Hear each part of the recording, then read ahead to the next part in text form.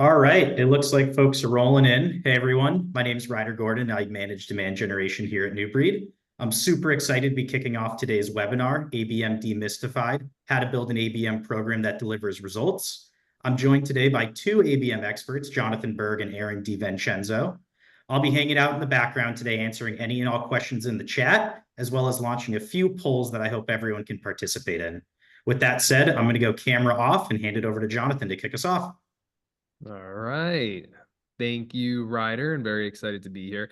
So, as I said, my name is Jonathan Burg, and I've been very fortunate to grow up during a period of time that I kind of consider a bit of the golden age of B2B technology. I had mentorship from the founders of Forrester, Serious Decision, and some of the leading marketing and sales leaders, really when marketing automation, cloud CRM, intent data was at its early stages, was really coming onto the scene. And could not be more grateful to have seen how we've developed that technology and are applying it today.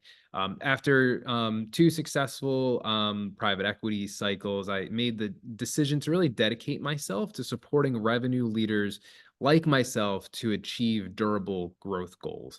And now I am here at New Breed. I am joined today by Erin DiVincenzo. Hi, Erin. Hello. I'm calling in from Burlington, Vermont. Erin's across Lake Champlain, which is this is not a background. There's a real image behind me in over on the other side of the Adirondacks in Rochester, New York. So Erin has both experience in professional services and the B2B technology space, developing go-to-market strategies, many of which were account-based roles.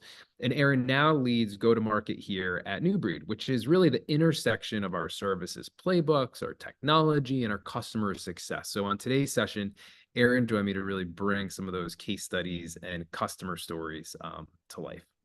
So a little bit about New Breed. We start and end everything with our mission to unlock meaningful growth. We achieve our mission through our thought leadership, like sessions like this, and also really deeply understanding the unique outcomes of the organizations that we work with and apply tech-enabled services and technology to really achieve those outcomes that are unique to those growth goals. We're the only three-time North American Partner of the Year, and we help companies achieve their goals through demand generation, account-based marketing and sales, revenue operations, and CRM strategy services and technology.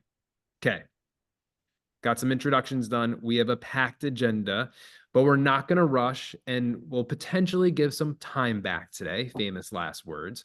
But we're gonna cover a lot. So we're gonna be talking about our changing buyer, what that means about how we have traditionally approached ABM, what best-in-class account-based approaches look like, and then three key areas of success. We're going to follow a bit of a formula during that section that's semi-interactive. So if you're sitting there thinking you're going to multitask and tune out and just listen, if you're listening to this recording, post, get out your pen, get out a pad. We're going to want you to think critically and really engage. We're also going to hear some case studies during that section, and then we're going to talk around your ABM blueprint and an opportunity to create your own blueprint at your organization. Okay. Good. Erin, ready to jump in? All set. All right, here we go. So I thought I was really good at embracing change, although Erin did tell me that was the case, but this is a lot. It's like, it's all in right now. And I don't know about you, but the pace of change is faster than ever before too. And it's extremely disruptive. Like, our buyers expect more.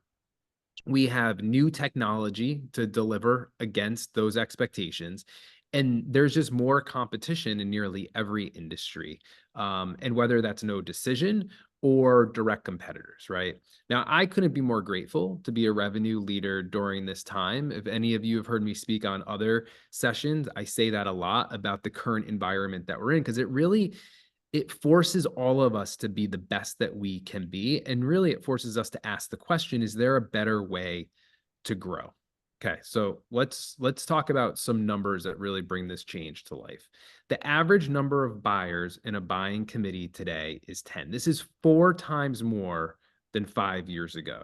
And for each additional member of a buying committee, it adds 21 days to a sales cycle. And we know that time hurts the ability to win deals. And according to Gartner, this trend of more people in buying committees and longer purchasing time is actually leading to no decision. Okay, so of these larger buying committees, they're doing their research, right? And they're doing 70% of their decision making prior to reaching out to any vendors. So in other words, that means that your buyers are 70% of the way through their decision making before they reach out to you. All right, this might not even be that big of a surprise. This is a trend that we've seen.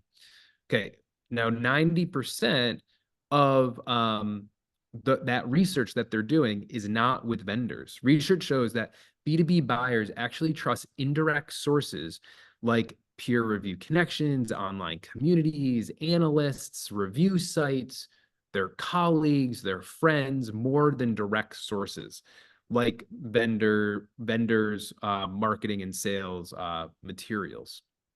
And when they're doing this research and interacting with our brands through these different sites and through these different areas and potentially on our own websites, they're expecting and wanting a personalized experience.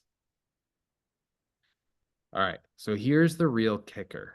After 70% of the way through their process and all the research, and they finally reach out to a vendor at a time of their choosing, they contact the vendor that ultimately wins the business first. So that means if you're the first vendor that buying committee engages with proactively, you have an 84% chance of winning. If you are the second, it is unlikely that you are going to win at all. And a word here that's really important is proactively, right? It's really important that it's on the buyer's terms. So what this doesn't mean is having salespeople, SDRs, marketing folks proactively reach out through really bad, unpersonalized outbound efforts. In fact, that's actually going to slightly decrease the chances. All right, so I just hit on a lot of stats. And I've got two more, which really just highlights how hard our environment is today. Let's face it, it's hard. 60% of revenue leaders say that MQLs are not useful. And that only 7% of revenue leaders in the 2023 State of HubSpot report express confidence in hitting their revenue targets. Now, my team is going to be kicking me under the table because we are in the throes of analyzing all of our data for the 2024 report, and we found nearly the exact same number. The environment is still quite difficult, and we are not seeing budges here. If you want to sign up for early access, you could do so through the QR code right here. I got a treasure trove of stats just like this one. All right. Now, I think for the first time, most of us in sales can agree that it's not marketing's fault that this is the case, and that MQLs are not useful, and that it's difficult to achieve our revenue targets. Changing buying behaviors, profitability versus growth, those third-party review sites, the CFO being added to buying committees at all the wrong times. In fact, there's some research that shows having the CFO in a buying committee at the right time is a really good thing. And really soon, third-party cookie deprecation is going to make it even more difficult for us. And at the top of the list, right, is AI.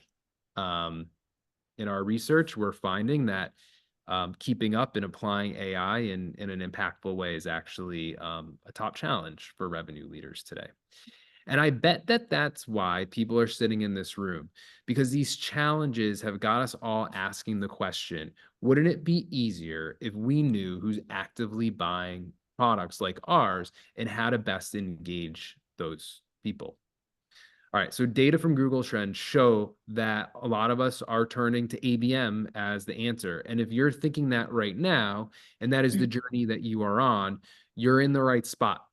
Right, you're engaging in the right content, you're learning the right information, which is fantastic. But how we define and approach ABM traditionally, what I hear a lot of is holding us back, because Many of us believe that ABM is simply a tactic or a static target account list or a single sourced intent data source, right? And siloed efforts. And that just isn't the case. So as I was going through the stats, you remember that just having outbound SDR efforts actually hurt rather than helped, right? So to really unlock the full value of ABM, you need to take a holistic, omni-channel approach with an aligned team. So we're going to demystify that a little bit for the rest of the session and talk about what this looks like to really make an impact. So at New Breed, we see ABM as a type of go-to-market strategy that combines people, process, data, and technology to surround humans. Call it B2B, call it B2C, call it B2H, I call it B to human, right? At the accounts that are specifically in the market for your solution that you know that you can help most with timely, relevant, and personalized content. And this is really important. That enables those humans, that enables those people to make the best purchasing decision, which hopefully is you. All right. And when done right at the most strategic level, ABM really connects marketing, sales, customer success, and product. I haven't looked at all the data yet, but it'd be really interesting to see how many we have represented from each different group. And this is really a cross-functional organizational effort to get this right. We also know that when it's done right, you will see better conversion rates, increased deal sizes, and better revenue retention across your acquisition, retention, and expansion channels. Okay. All right, so we're going to dive into 3 key areas. So in the theme of ABM, focus is key. So we're going to focus on the ideal customer profile, aligning around CRM and integrated technology, and content and activation. And I really want and hope everybody will walk away from the session with a better understanding of your ABM readiness. All right, so this is about the period of time where hopefully everybody's going to start thinking critically. You're going to take some notes. You're going to rank yourself. You're going to jot down where you sit on the spectrum of readiness within these key areas. So let's get started with ideal customer profile. Okay. Grab the pen and pad. I think everybody's got it. And I want you to sort of reflect and answer some of these questions live right now. Have you documented your ideal customer profile? I'm sure we have a lot of savvy revenue leaders on the call today and probably are answering yes, I hope. Although I've been surprised in group settings with the answers that I get. So have you documented your ideal customer profile? Be honest with yourself. Do you use intent and predictive analytics to fuel your target account lists? Can you describe the common buying committees that purchase your solution? Do you have really strong persona documentation that aligns to the buying committees and at what point in the process they become active and are doing their research?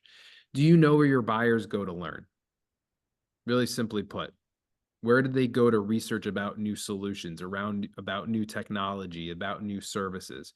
And what type of content do they want to educate themselves? When you ask that question, you learn a lot, really influences the type of information you're creating for those buying committees and those accounts. All right, so like I said, we all sort of, I commented, I know that we've got a savvy group here, but I'm curious and I want to run our first poll.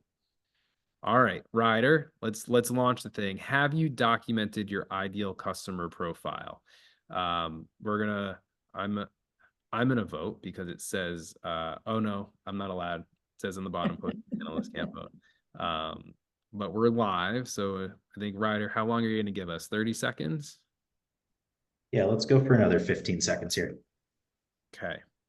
All right, I can't really see what's coming in, but I'm anxiously waiting. I recently asked this question in a room full of about 100 people, and it was actually skewed towards no versus yes. So I'll be really curious to see what we get on the digital event here. All right, it's been 15. It looks like 85% of the group here answered yes, and about 15% of the group here answered no. So Jonathan, your gut about the savvy group was correct. All right, that's great. Thank you very much. Okay. All right, let's keep rolling here. So let's talk about some best practices.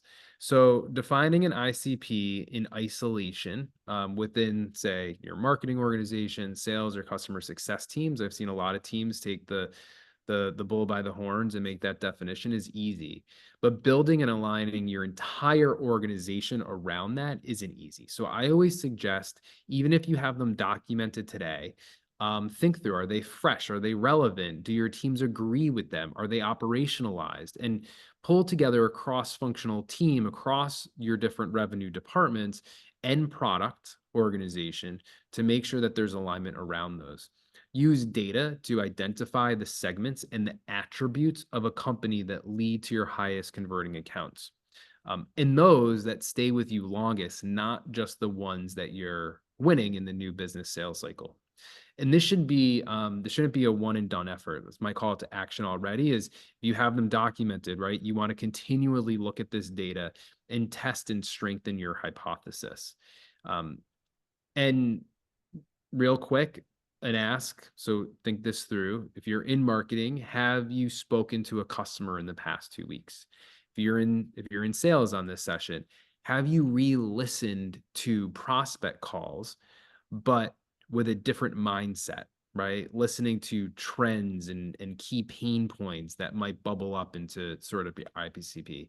And if you haven't, right, I ask, really get closer to the customer and create empathy for the customer to really align around your ICP. The other thing is to talk to your frontline teams.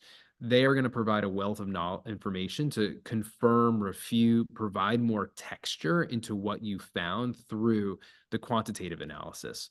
And then finally, you want to document, train, and operationalize your ICP in absolutely everything that you do. Okay. I am going to hand it over to Erin to bring a case study to life that sort of highlights the impact of ICP. Thanks, Jonathan. Actually, it was really great listening to that again in light of this case study. This case study features Vesta. They're a fraud prevention company, and they were looking at the time to break into some new geographies. So they came to us. They knew they wanted an ABM strategy. They knew that that was the right approach, but one of their challenges was identifying and gaining alignment around their ICP, and then, of course, supporting it with a strong foundation of personalized content. So one of the things that we did, and this is so powerful, is we ran a growth strategy workshop with their teams, and it was a cross-functional team. And the goal was to create alignment between sales, marketing, and operations.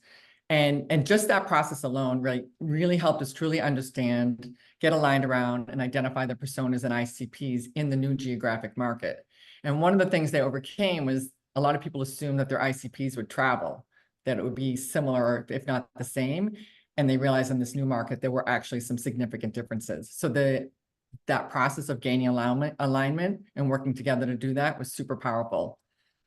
So after that work was done, we worked with them to create highly personalized content for the target ICP. And these were enterprise accounts. And so we helped them build account-based reporting that was visible across all teams. And again, that was important to continue to build alignment. And after that, we activated a content program through a 3-month omni-channel program, which included programmatic, paid social, and sales playbooks. So in addition to the growth strategy workshop, the content was a key element. And the focus there, the shift they made, was on giving value as the foundation of the effort versus just information or product highlights. And the results kind of speak for themselves. So an additional $300K contribution to pipeline, over 350 leads from ICP target accounts, prioritized and segmented. And really, this work laid the foundation for the Vesta team to exceed their expectations of what they were hoping to do in this new market entry launch. That's Vesta. Thank you. Thank you, Erin. All right, let's move on to CRM and integrated technology. And I really can't emphasize enough how important alignment around technology is. It could help you save costs, save time, and really enhance productivity and effectiveness of your account-based efforts. All right, so here we are back to taking a look at your own operations and thinking critically about these. So, how would you rate the current health of your marketing automation, your CRM, your sales productivity tools? Do you have tight integration or potentially one unified system between your marketing automation, your sales, and your customer success tools? Do you have lead gen processes, funnels, and measurement aligned to accounts and contacts versus leads? Do you have an intent or predictive tool that is aligned to your ICP, those the ideal customer accounts? And then what are the criterion which really highlight what those accounts are? And are you satisfied with your CMS and your web personalization tools? We highlighted that people expect a personalized experience. Do you have the capabilities to deliver against that? And then do you have sales productivity tools that will help you to deliver proactive, automated, and personalized outreach through data enrichment, call sequencing, AI outreach automation, and call coaching? All right. I'm going to give everybody just a second to reflect on these questions. And we can do that while we launch our second poll around integration. The reason why we chose this one to poll is in the State of HubSpot report last year, we found that a unified CRM leads to better organizational alignment, which 98% of revenue leaders expressed lead to better revenue outcomes like lower customer acquisition costs, et cetera. So absolutely critical, not always easy to achieve, but in the environment and the tools and technology that we have within reach. So would love to sort of see the results of this from our audience. We'll give it another 15 seconds. All right. Once again, I would love to vote, but I'm not allowed to. So great. And it's actually almost the opposite from our first poll. We had 76% of participants voting no and about 24% voting yes. Okay. All right. Thank you, Ryder. I think we could close that down. Very interesting. Not necessarily surprising. So let's dig into some best practices. I'm going to steal a line from my friend Scott Brinker, who I've had I'm grateful to have that opportunity to have spoken with on sessions like this in the past and get to read a lot of his research. But he runs the martech report where you've got all the thousands of different technology on the screen. I'm sure most people are familiar with that. And he likes to say that your tech stack needs to be as simple as it needs to be. So the first thing that you really need to think about is to align your strategy, your process, and goals for an account-based approach first. So rather than just dive into the technology and what we're going to do for tech, right? Let's think through like, what's our strategy, what's the process, and what are the goals? Because I hear way too often, oh, we invested in an intent data tool. We invested in an ABM tool and it didn't work for us, right? It's not right for our company. And then I learned they purchased it, they implemented it in isolation, ran some tactical programs, and didn't really integrate it into either an integrated program or an overall strategy. So an ABM might not be right for your organization, right? You need to make that decision based on how your buyers buy, the buying process, the risk dynamics in that purchasing process, average deal size, average deal length, complexity of your buying committee, how your buyers actually go about managing that, et cetera. So here's a pro tip. So once you've defined your process, your strategy, and your goals, I highly recommend then mapping out how your teams will work together to accomplish those goals. I like to spell it out very clearly. Some call this jobs to be done.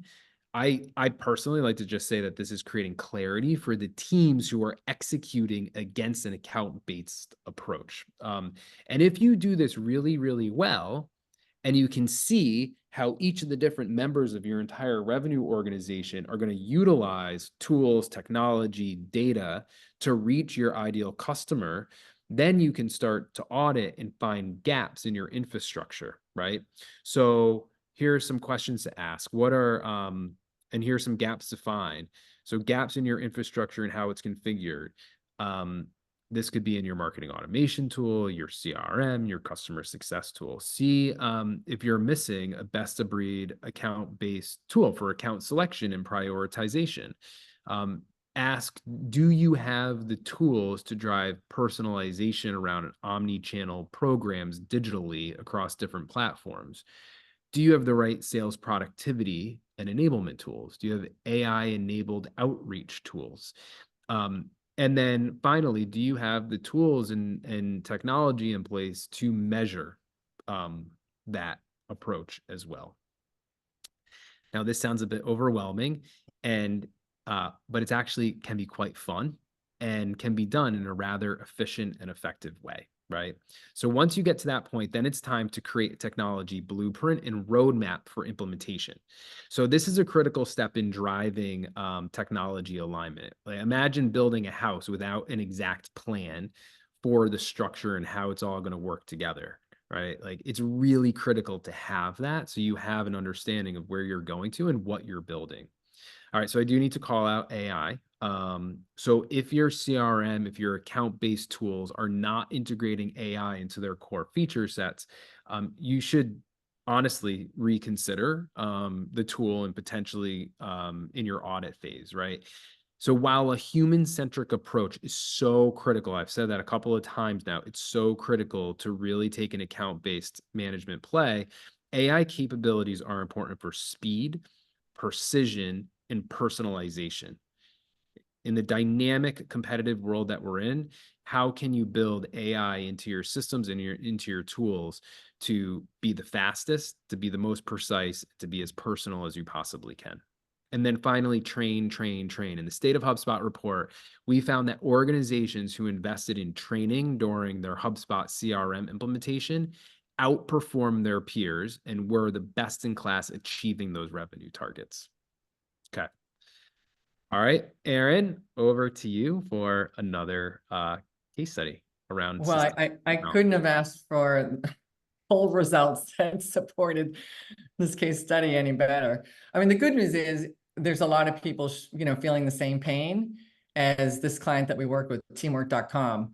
So teamwork.com is a comprehensive project management platform. And when they first started working with us, they were just coming off of a period of rapid growth, and they were really struggling due to limitations with their existing CRM and their marketing automation platform.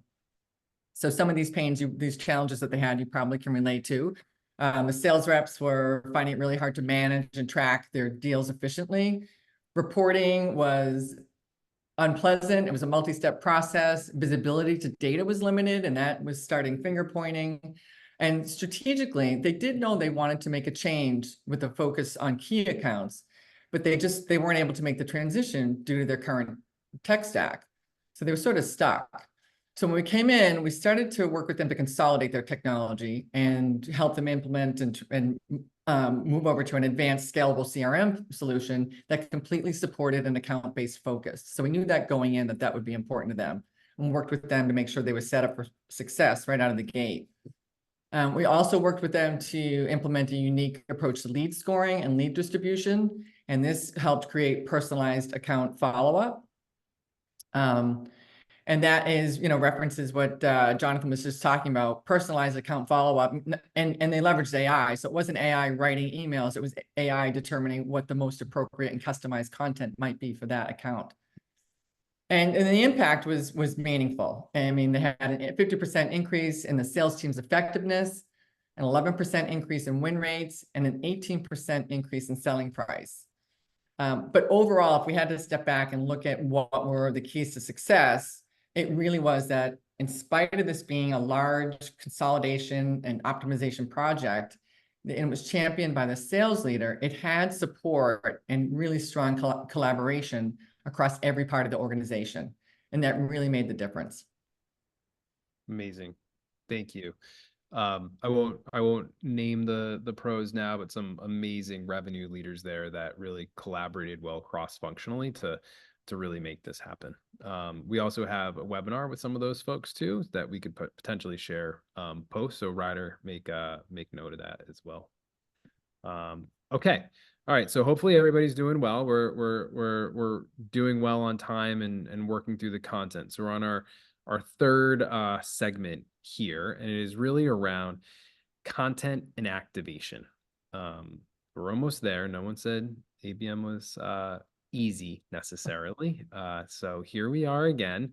Take a step back, and I think we all now know the cadence and the drill. So let's all ask ourselves, right? Do you know which content performs best with your target accounts and your target audience? Do you have content that speaks to the different members of the buying committee?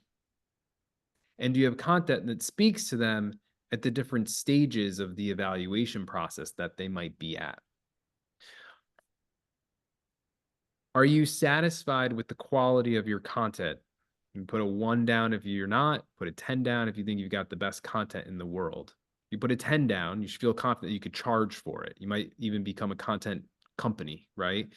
And now ask the question, do you believe your buyers feel the same way about your content? Can you create highly personalized content? And what does that look like? And can you activate? Do you have the technology? Do you have the team? Can you activate your content across the entire buy cycle as well? All right, so see. All right, we're going to come into our final poll. How aligned is your content to your customer's buying committee? 5, very aligned. 1, not aligned at all. Let's see where we sit here. I often find that there's mixed results, that there's some really strong pieces of content for certain members of the buying committee, likely the champion or maybe the economic decision maker, but some of the critical roles, IT, security, legal, finance, depending on the type of solution that you're selling, is often underserved at different phases, and understanding where those different buying committee members are doing their research and what are they looking for as well can really help with this. All right, Ryder, what do we got? What are we looking at? All right, the results are in. About 30% of participants feel that their content alignment is a 4. About 54% landed at a 3, 15% at a 2, and 4% at a 1. Interestingly enough, nobody gave themselves a 5. All right, we got a critical crew. I like that, right? I think we all believe we can get better and grow every day. So we'll just say that there's room for opportunity, and it sounds like our audience has a growth mindset. So thank you all. I love that. Okay. So let's talk about some food for thought for some best practice and some hopefully we can give you some nuggets and some good takeaways. So I like to say that we all need to stop writing exclusively for Google. In fact, artificial intelligence is really going to put a ton of pressure on all of us around this, right? We need to write for our buyers. We need to enable them to make decisions. And remember the stats that I shared in the beginning of this. Your buyers are making decisions well before you're talking to them, right? So your content really needs to help them make the right decision. And hopefully that right decision is partnering with you. And you want to get your content where your buyers are. So in a 2024 research study driven by the ABM Alliance, they said that paid social was the most effective tactic across all different types of ABM tactics, around 1-to-1, 1-to-few, 1-to-many, different ABM approaches. This was the most effective tactic in reaching buyers. But this might not be the case for you, right? This might not be the most relevant for you. You really need to understand where your buyers go to learn. and then invest in those channels. Are you part of an ecosystem? Are you not? Have you created your own community, etc.? Right? So one of the things I believe that is relevant for everyone is what I just said, and it's building your own community around great content. And when I say community, I don't mean people logging into a portal and getting swag to share certain content. I mean, building an audience who rallies around your brand, rallies around your content, your mission, your values, because they want to learn, they want to educate, they want to be inspired with you, by you, and with each other, right? That's even better. So does your content have a position? Is the voice of your content in everything that you do? And community is going to be absolutely critical, and really strong storytelling at the core of that is going to be critical, regardless of an account-based approach or another type of go-to-market, whether that's product-led growth or a more inbound traditional two-stage model for your organization. But it's going to supercharge your ABM efforts if your community is made up of your target audience as well. All right, so that leads us to our last case study. So Erin, please round us out. Yeah, and no surprise, content is the star. I'm just looking at the stats of that last poll, and the fact that nobody gave themselves a 5. I think it means they don't want to have to go into the business of selling their content. But I listening to you, it's inspirational. Like, that is something to strive for. And this client here, Material Logic, I think a lot of people can relate to them. So Material Logic, they're a logistics partner, and they specialize in order fulfillment for e-commerce, retail, and B2B businesses. So they came to us, they knew they wanted to establish account-based growth, but they also recognized that they needed help enhancing their content, their website, and their revenue operations. So they came, they had a decent website, and they had content, but like you, they sort of assessed it and realized it wasn't where it needed to be. So when we looked at it, it was easy to see the content was accurate. It was very product focused, so it wasn't wrong, but they just weren't offering content that delivered value. And once people engaged with the content, it really wasn't optimizing for conversion. Their lead scoring and ICP automation were contact centric, and their content was generic. So they didn't really differ, right? They didn't look at that buying committee and create personalized content or experiences for them. They treated them all the same. So the first thing we did, like always, is we made sure that the ICP definitions were fully defined and aligned. And then we used those to create a strategic content plan, one that would drive website traffic and direct high potential accounts to valuable, relevant content. Like, get them in there, start those conversations, start a following, right, for the brand and what it stood for, and the knowledge that it offered. So we also built workflows, workflows around this to deliver highly targeted and relevant email and advertising campaigns. So once that was in place, we started to see that their ABM goals achieved. So you can see that they had significant increases in customer acquisition and closed-won rates and revenue from direct website traffic. So it's just a great example how understanding your ICP and the power of customized content, really makes a terrific difference. Great. Thank you. Much appreciated. All right. Okay, so we've hit on our 3 core areas. We sort of had folks assess themselves. We learned some best practices. Erin, thank you for bringing a lot of that to life and showing what the impact can be and focusing on these different areas. And I hope that everyone was able to really critically think about your own approaches and gain insights in how you can unlock meaningful growth through your ABM strategy. So you likely heard me use the word blueprint a few times today. Probably said it more times than I believe I did. And at New Breed, we actually have an offering called the ABM Blueprint, where you can collaborate and get expert advice on your strengths, your weaknesses, really drive alignment around your organization, help to define those accounts, and then get a comprehensive blueprint for what activation can look like. Hopefully you were doing some of that during today's session. If you want to formalize that and go deeper with other members of your organization, you can scan the QR code there and reach out. So I think we sort of scheduled the session for 45 minutes. We got 5 minutes to go here, which is fantastic because we have gotten a few questions in the Q&A. Ryder, do we have time to take a couple of questions here? Yeah, absolutely. All right. So let me take okay, so who should make tech decisions for ABM? I think that's different for every organization. Of course, like how you buy technology, I think there's probably hopefully a process in place on who's going to be sort of accountable. I always say with any projects like that, creating a very clear map of what's required in that purchasing decision on how you're going to buy the technology is critical in creating that Darcy model. If you have revenue operations or an operations person in place, they need to be absolutely point and parcel and probably accountable for making that final decision so that it's integrated very well into your go-to-market technology stack.